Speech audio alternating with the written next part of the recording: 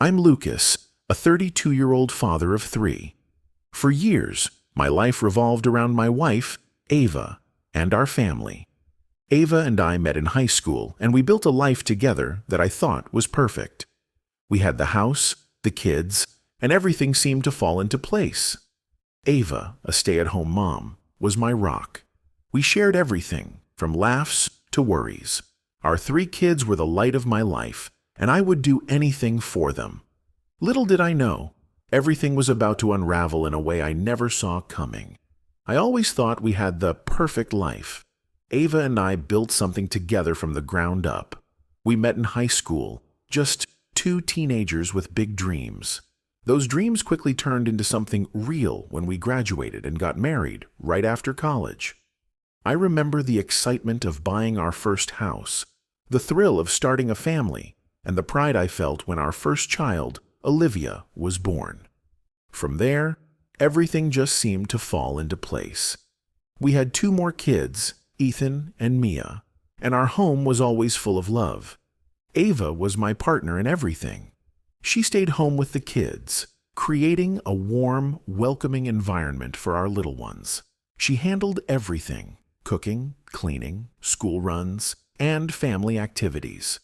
I was the one working full-time, bringing in the money to support us. But we balanced each other out. I always thought we made a great team. She was my support, my confidant, and the person I could rely on for everything. In the early years, it felt like we were untouchable. We went on family vacations, celebrated birthdays and anniversaries with laughter and joy. Our life was the picture of suburban bliss. Ava was the perfect mom, always present for our kids, reading to them at night, making homemade meals, and helping with homework. Our friends envied what we had, often telling us how lucky we were. But it wasn't just our kids that kept our lives so full. We had our moments together too. Date nights were something we both cherished, even when they were just a quick dinner at our favorite local spot. Sometimes we would sit in the backyard, enjoy a glass of wine, and talk about the future. Ava would often talk about her dreams of going back to school and making something more of herself, and I encouraged her every step of the way. It felt like we were evolving together. But things started to shift when Ava decided to go back to college. I supported her completely, knowing that her dream of finishing her degree meant a lot to her. It wasn't easy for her to balance everything: raising three kids, working toward a degree, and keeping up with her responsibilities at home. But she was determined. I picked up the slack at home, adjusting my work schedule to accommodate our family's needs. I made sure the kids got to their extracurricular activities, helped with their homework, and did all the household chores. The first few months were challenging, but Ava seemed to thrive. She was passionate about her studies, and I could see the spark in her that had been missing for a while. But soon after, something changed. Ava dropped out of school, telling me that her major no longer felt right. I didn't press her too hard. I just wanted her to be happy. She decided to start working at a local restaurant as a waitress, something I hadn't seen coming. At first, I was supportive, thinking it was a good way for her to meet people and regain her confidence. She seemed happy. She was laughing more, spending time with new friends, and I felt a sense of relief that she was finally finding herself again. Looking back, I now see the beginning of the cracks in our marriage. But at the time, I couldn't have predicted what was coming. Ava had found her new rhythm, and everything seemed to be going well, at least on the surface. At first, it was just little things, subtle changes I brushed off as nothing more than the typical ups and downs of life. Ava was spending more time at work, and with her new job, she started forming closer friendships with her coworkers. One person she talked about frequently was Dan, a 24-year-old line cook who worked at the restaurant with her.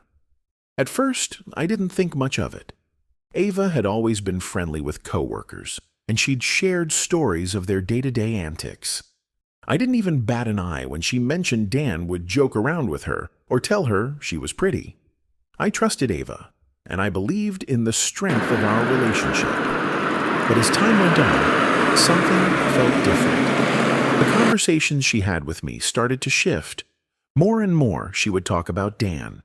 She'd mention his quirks, the way he would compliment her on her appearance, or the way they'd laugh together over shared jokes. Initially, I thought nothing of it. Maybe it was just the camaraderie that comes from working in a high-energy, fast-paced environment.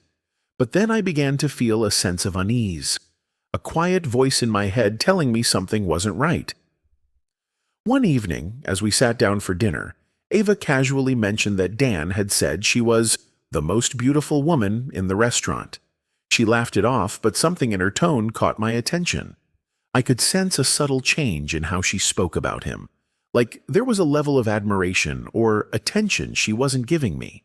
I tried to push the thought out of my head, chalking it up to my own insecurities. After all, we had been together for nearly a decade.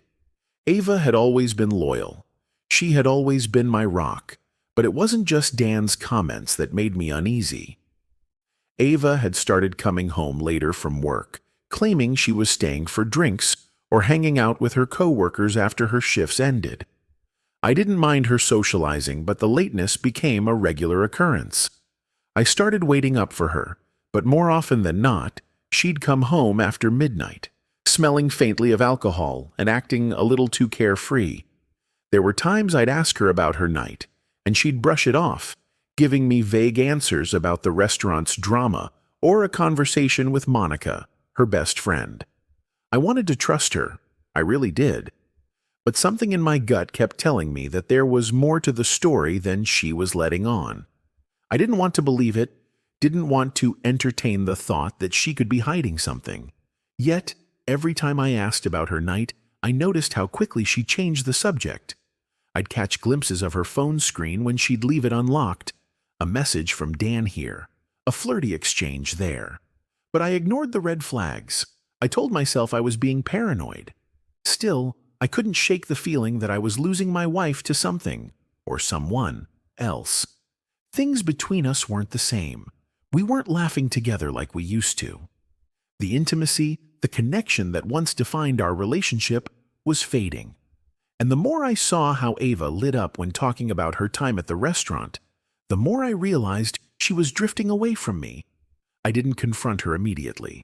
I didn't want to jump to conclusions. But the first cracks were there, and I couldn't ignore them any longer.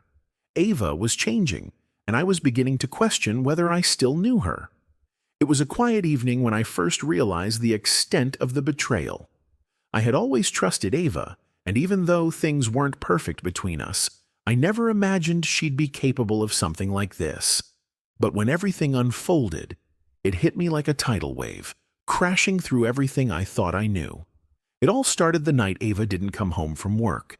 She had been working late shifts as usual, but this time, there was something different about the way she left. Usually she'd send me a quick text saying she'd be going out for drinks, but this time, it was different. She hadn't texted me at all. I sat up on the couch, waiting for her to come through the door, but by the time the clock struck 1 a.m., I started to feel the gnawing sense of dread in my stomach. I called her once, then twice, but there was no answer. I tried not to panic. Maybe she had a few too many drinks, I thought. Maybe she stayed at Monica's house like she had done a few times before when she couldn't drive home. It wasn't out of the ordinary, but something inside me told me to keep calling her. I called her a third time, hoping she'd pick up, but she didn't. A part of me was beginning to question if something was wrong, but I pushed those thoughts aside, focusing on the need to stay calm for the kids. Just when I was about to drift off to sleep, my phone buzzed. It was a short message from Ava, telling me she had drank too much and was staying at Monica's house for the night. She assured me she'd be home in the morning. I let out a sigh of relief, but the nagging feeling in the pit of my stomach didn't subside. But something about the message didn't sit right with me. I'd just seen Monica earlier that evening at our daughter's dance practice. She'd been with her daughter the whole time, so why would Ava be at her house now? It didn't make sense. I couldn't let it go. I checked the location app we had on our phones to track the kids' whereabouts, and for some reason, I opened Ava's location. To my surprise, I saw that she was at an apartment building several miles away, far from Monica's house. I sat there, frozen. My heart was pounding as I stared at the screen, the numbers on the map staring back at me. I knew that apartment building. It was the same one Ava had once mentioned in passing as Dan's place. I had never thought much of it before, but now everything clicked. I couldn't just sit there, not knowing. I had to find out where she was and what she was doing. The minutes seemed to stretch on forever as I waited for her to come home, my mind racing through every possible scenario. My hands shook as I stared at the clock, knowing that she was only a short distance away but still so far out of reach. My thoughts kept spiraling as I replayed the little signs I had ignored. All the late nights, the unexplained distance, the way she lit up when talking about Dan. It had been right in front of me, and I had missed it. At 5:30 a.m., I heard the familiar sound of the garage door opening. I rushed to the door, trying to steady my breath. Ava stumbled in, clearly drunk, her clothes disheveled and her hair in disarray. She looked at me, startled, as if she hadn't expected me to be up. I didn't waste any time. I asked her where she had been, why she hadn't come home the night before. She hesitated, looking at me with a blank expression before telling me she had stayed at Monica's house after drinking too much. But I already knew that wasn't true. I knew where she had been, and it wasn't Monica's house. I asked her again, more firmly this time, trying to stay calm. That's when she changed her story, claiming she was at another coworker's house, a woman named Natalie. But I wasn't buying it. I told her I knew she wasn't at Natalie's place. I told her I saw her location, and it didn't match up with her story. There was a long pause, one that felt like eternity. The truth hung in the air, and I could see the guilt in her eyes before she finally admitted it. "Yes," she said, barely above a whisper. "I've been seeing Dan." In that moment, my world collapsed. Everything I had believed in, everything I had worked so hard to protect, was shattered in a single admission. I had suspected it for weeks, but hearing the words confirmed my worst fears. Ava, my wife, the woman I had spent nearly a decade with, had been cheating on me for months. As the words sank in, I was numb. I wanted to scream, to shout, to demand answers, but all I could do was stand there, unable to process what had just happened. I had trusted her with everything, my heart, my family, my life, and now it was all slipping through my fingers. The betrayal wasn't just about her affair with Dan. It was everything, the lies, the secrecy, the gaslighting. For months I had been in the dark, believing in something that wasn't real. And now, I had to face the painful reality that the life I thought I had was built on lies. The admission of Ava's affair was like a punch to the gut, and I was left standing there, feeling like the ground had been ripped out from under me. The weight of it all, the betrayal, the lies, the years we had spent together, pressed down on me, suffocating me in the moment. I could barely process the truth, but I knew I had to confront her, to get the full picture of what had been happening behind my back. I could see the guilt in her eyes as she stood there, her face flushed, unable to meet my gaze. I couldn't even look at her. The woman I had loved, the woman I had shared everything with, was no longer the person I thought she was. Everything felt distorted, like I was seeing a version of Ava I had never known. I forced myself to speak, my voice trembling with anger and hurt. "How long has this been going on?" I asked, though I already knew the answer. It had been months, probably more than half a year, but I needed to hear it from her. I needed to hear the words that would confirm just how far she had gone behind my back. Ava swallowed hard, her eyes darting around the room, avoiding mine. She knew what I wanted to hear, but the words didn't come easily. Finally, she spoke, her voice barely audible. "Since last fall, I didn't mean for it to happen, but it just did." I wanted to scream, to lash out at her for the pain she had caused, but I stayed calm. I couldn't afford to lose control now. I needed to know everything, to piece together the full story. "Did you ever think about me? Did you ever think about our kids?" The question came out harsher than I intended, but but I needed to know if she had any remorse at all. Her face crumpled in a mixture of guilt and shame. "I don't know. I never wanted to hurt you, but I was so unhappy. And then Dan came along, and I don't know what happened." She looked at me desperately, as if trying to make me understand. But I didn't want her excuses. I didn't want to hear that she was unhappy or that this was some kind of emotional escape. She had chosen to betray me, to hurt our family. There was no justification for that.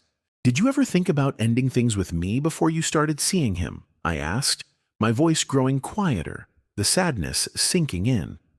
She shook her head slowly, almost in disbelief at her own actions. "No, I was scared. I didn't want to lose you, but I couldn't stop myself," she said, her voice wavering. I shook my head in disbelief. "You didn't want to lose me? You didn't think about what you were doing to us, to this family, to our kids?" She looked down, her hands trembling as she tried to find the right words. "I'm sorry. I'm so sorry. But I didn't know how to fix it." The words hit me harder than I expected. The apology, the regret. It was too little, too late. There was no coming back from this, no easy way to fix what had been broken. The trust was shattered beyond repair. The damage had been done. As she stood there, wringing her hands, I felt a wave of coldness wash over me. I knew in that moment that I could never look at her the same way again. All the love I had felt for her now felt like a distant memory, something that had been tainted by her lies and deceit. The woman who had once been my partner, my best friend, was now a stranger to me. I had no more questions. I didn't need any more explanations. All I needed to do was walk away, to take a step toward the life I deserved. One without lies, without betrayal. I couldn't stay in this toxic cycle, and I knew that the hardest part wasn't the confrontation. It was what came after. The days following our confrontation were a blur. Ava's words, her apologies, they all seemed hollow now. I had spent so many years building a life with her, believing in the woman I thought I knew, and yet it had all come crashing down in an instant. Despite her attempts to explain, to justify her actions, I couldn't unsee what had been revealed. The truth, however painful, was now out in the open. The betrayal had dug too deep, and no amount of explaining would ever fill the void it had left behind. It wasn't just the affair with Dan. No, that wasn't the worst part. It was the lies, the manipulation, that had poisoned everything. Ava hadn't just cheated on me once or twice. This had been an ongoing betrayal for months, a slow-burning deception that had eaten away at the trust I thought was the foundation of our marriage. I remember the moment when everything finally hit me. It wasn't just about what Ava had done with Dan. It was about the extent to which she had lied to me. How many times had I trusted her? How many times had I believed her when she said she was at work, or with friends, or spending time with the kids? And how many times had she been with him instead, hiding it behind a facade of normalcy? I began piecing things together, and the more I uncovered, the more disgusted I became. Her lies weren't isolated incidents. They had been part of a well-crafted narrative she had created to cover her tracks. She had become skilled at it, so skilled that she had managed to keep the truth hidden from me for so long. She had even gone as far as parking her car in different places to throw me off her trail, making sure I wouldn't catch on. The manipulation had been subtle at first, but it had built into a pattern of deceit that I had been blind to. One evening, after our initial confrontation, I decided to talk to a few of her friends. I reached out to Monica, her best friend, the one who had been there for everything. It felt strange, reaching out to her, knowing that the woman I had once trusted was the same one who had been part of the lies. But I needed answers, and Monica, in many ways, was as much a victim in all of this as I was. When I spoke to Monica, the truth began to unfold even more clearly. She didn't know everything at first, but she had suspected something was off. She told me that she had been trying to get Ava to open up, but Ava had shut her down. Monica had no idea about the affair, but she had known something was wrong with our marriage. As we talked, I realized how much Ava had lied to everyone around her, how much she had woven a web of deceit that was now unraveling at a rapid pace. But it wasn't just the lies that cut the deepest. It was the revelation that Ava had kept going with the affair even after I had confronted her. She had agreed to try to make things work. She had promised to end things with Dan. But all the while, she had been talking to him, meeting him behind my back, and continuing their relationship as if nothing had changed. I couldn't believe it. I had given her a chance to make things right, to prove that we could work through the damage, but instead, she had continued to betray me in the worst way. The more I learned, the more the betrayal became clear. It wasn't just a physical affair. It was emotional, too. Ava and Dan had been planning a future together. They had talked about getting married, having kids. They had been building a life while I was left in the dark, playing the fool. And it wasn't just the affair that cut me to the core. It was the fact that I had never been enough for her. I had done everything for her. I had been the supportive husband, the caring father, and yet it wasn't enough. She had sought validation from someone else, someone who didn't care about our family, didn't care about our history, and didn't care about the life we had built. The final blow came when I learned that Dan had been using drugs, cocaine to be specific, and selling them. It was something that Ava had kept hidden from me, and it shook me to my core. I had never imagined that the man my wife had been seeing was involved in such a dangerous lifestyle. It made everything clearer, though. Ava hadn't just been having an affair. She had been involved in something toxic and destructive. She had willingly chosen this man, knowing full well what he was about, and still, she chose him over our family. I couldn't understand it. I couldn't make sense of why she had done it. But then again, there was no sense to be made. She had made her choices, and those choices had led her down a path I couldn't follow. I was left to pick up the pieces, to rebuild my life, to find a way to move forward. And so, as the weeks passed, the truth slowly came to light. Each revelation was like another wound, another scar on the soul. But I had to face it. I had to acknowledge it, no matter how painful, because only then could I truly begin to heal. After the dust had settled from the storm of revelations, I finally felt like I could breathe again. My marriage had ended, but the pain and anger were starting to give way to something more powerful. The realization that I was free. I had been stuck in a toxic relationship for so long, unknowingly trapped in a web of lies and deceit. But now I could step out of it. I could rebuild my life, no longer weighed down by Ava's betrayal. The changes didn't happen overnight, but over time, I started to see the ripple effects of Ava's actions. As I healed and began to move forward with my life, Ava's life continued to spiral, unraveling in front of my eyes. It was painful to watch, honestly.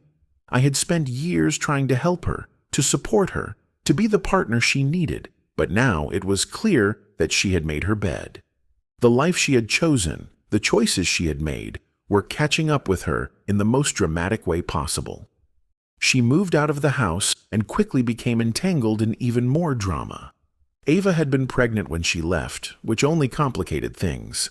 The news of her pregnancy spread quickly, and her friends from the restaurant seemed less than thrilled about it. Monica had shared with me that many of her former friends were distancing themselves from her, refusing to support her and her new relationship with Dan. Ava had isolated herself with her new, dangerous life. But the consequences didn't stop there. She lost her job after she was accused of sexual harassment at the restaurant where she had worked for years. It was a stunning blow, and though I tried not to feel any satisfaction in her misfortune, I couldn't help but feel a small sense of justice. She had betrayed me, had betrayed everything we had built, and now her actions were catching up to her in ways that no amount of apologies could fix. And then there was Dan. As much as I tried to avoid hearing about him, the rumors seemed to follow Ava wherever she went. It wasn't long before the truth about Dan's addiction came to light. He had been using cocaine and was even selling it to others. He lost his job at the restaurant for showing up high to work one day. A fitting end for a relationship built on lies, deceit, and drug-fueled escapism. But the consequences for Ava didn't end there. She quickly spiraled further, losing her friends, her job, and her stability.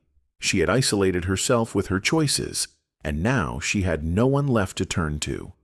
And while I couldn't help but feel a tinge of sadness for the woman I had once loved, I couldn't deny that there was a part of me that was finally at peace. She had made her bed, and now she was lying in it. Meanwhile, my life was shifting in a positive direction. I was thriving. I had begun dating Monica, who had been a true source of support throughout the whole ordeal.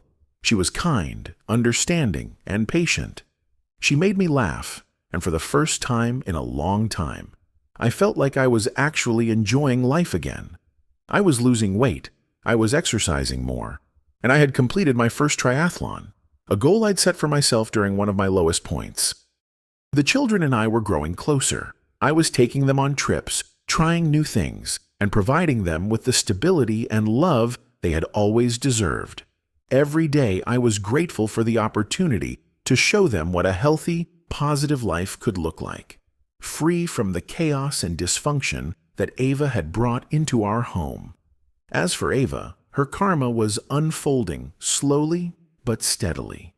There was no escaping the consequences of her choices, and while it was painful to watch, I knew that she had brought this upon herself. Her lies had torn apart everything she had once cared about, and now she had to face the reality of what she had done. But me? I was moving forward, rebuilding my life, and finding happiness again, piece by piece. Just when I thought my life had finally found some stability, a final twist came that caught me off guard. I was navigating my newfound peace, focusing on my kids, my relationship with Monica, and continuing to rebuild everything I had lost. The last thing I expected was to be thrown back into the whirlwind of Ava's drama. It happened one evening, not long after we had finalized the divorce, and I had settled into my new life. I was at home with the kids, enjoying a quiet night when my phone buzzed. It was an unfamiliar number, but something told me to answer. The voice on the other end of the line was familiar. It was Ava. She was frantic, almost desperate, as she explained that things with Dan had completely fallen apart. She told me that she had just found out that he had been seeing another woman on the side, and that the truth about his drug dealings had caught up with him in ways she couldn't have imagined.